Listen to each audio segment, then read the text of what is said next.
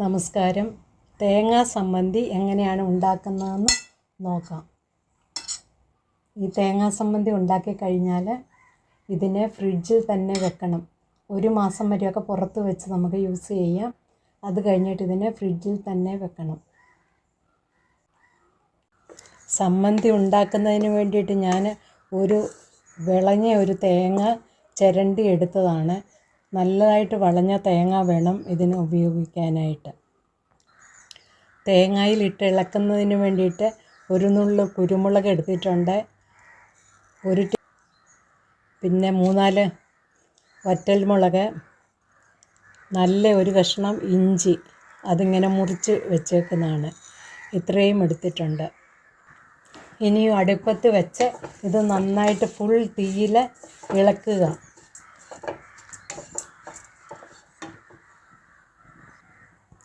ഇതിൻ്റെ കളറൊന്ന് മാറുന്നിടം വരെ ഫുൾ ഫ്ലെയിമിൽ വേണം ഇളക്കാൻ.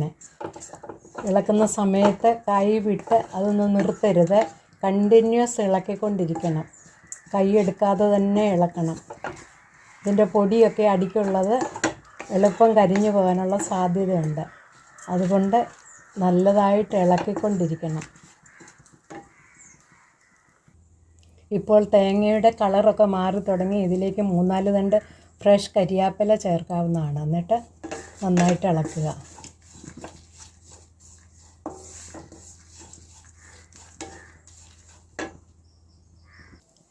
ഇനിയും തീയെ കുറച്ച് കൊടുക്കുക.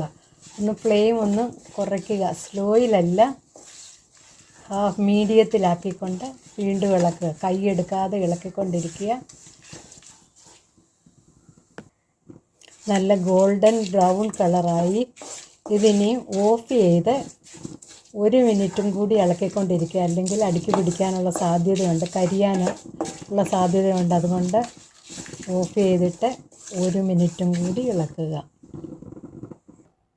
ഈ സമയത്ത് മുളക് വേണമെന്ന് ആവശ്യമെന്ന് തോന്നിയാൽ സ്വല്പം മുളക് പൊടിയും കൂടി ചേർക്കാവുന്നതാണ്. ഇതിപ്പോൾ നന്നായിട്ട് ആറിയിട്ടുണ്ട്. ഇതിനെ ഇനി ഒരു മിക്സിയുടെ ജാറിലേക്ക് മാറ്റുക. മിക്സിയുടെ ജാറിലേക്ക് എടുത്തിട്ടുണ്ട്. ഇനി ഇതിനെ ചെറുതായിട്ടൊന്ന് മിക്സിയിൽ പൊടിക്കുക. കൂടുതൽ സമയമൊന്നും പൊടിക്കേണ്ട, ഒരു 10 സെക്കൻഡ് അങ്ങനെ ഒന്ന് കറക്കിയെടുത്താണ്. 10 സെക്കൻഡ് വേണ്ട, ഒന്ന് കറക്കിയെടുത്താൽ മതി. ഇത്രയൊന്ന് പൊടിഞ്ഞ് കിട്ടിയാൽ മതി. ഇതിലേക്ക് ചെറിയൊരു കഷ്ണം പുളി ഇടുന്നു. ഒരു നെല്ലിക്കയോടെ വലുപ്പം ഇല്ലിതിന്. അത്രയും പുളി ഇടുന്നു ഇതിലേക്ക്. ഇനി ഇതിനെ ഒന്ന് പൾസ് ചെയ്തെടുക്കുക. ഒന്ന് പൾസ് ചെയ്തെടുത്താണ്. ഇനി ഇതിലോട്ട് ആവശ്യത്തിന് ഉപ്പും കൂടി ചേർക്കുക. ഉപ്പും പുളിയൊക്കെ നോക്കി ചേർത്തോളണം. അവനവൻ്റെ ആവശ്യത്തിനനുസരിച്ച് ചേർക്കണം. ഇതിനെ ഒരു 2 പ്രാവശ്യം കൂടി പൾസ് അടിച്ചാൽ മതി. അതായത് ഈ 2 സെക്കൻഡ് ഒന്ന് കറക്കിയാൽ മതി. കൂടുതൽ കറക്കിയാൽ ഇത് കുഴഞ്ഞു പോകും. അതിൻ്റെ എണ്ണ തെളിയും. പിന്നെ അത് സമ്മന്തി അല്ലാതാകും. അതുകൊണ്ട് ഒന്ന് ചെറുതായിട്ട് കറക്കിയെടുക്കുക. സമ്മന്തി റെഡിയായിട്ട് ഉണ്ട്.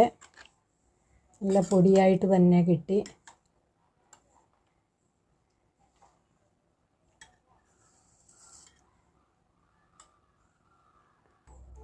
എൻ്റെ വീഡിയോ വാച്ച് ചെയ്തതിന് എല്ലാവർക്കും താങ്ക്സ്.